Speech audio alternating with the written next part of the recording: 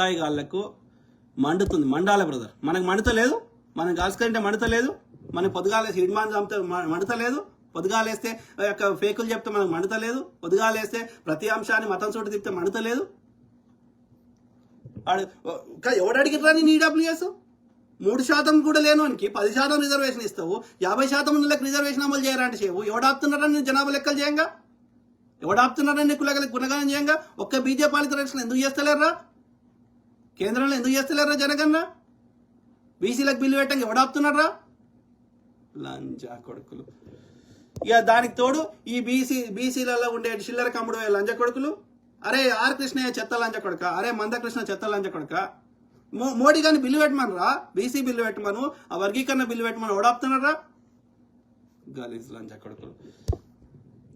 Nazimuddin Mohammed, excellent analysis. Thank you to everyone. Thank you.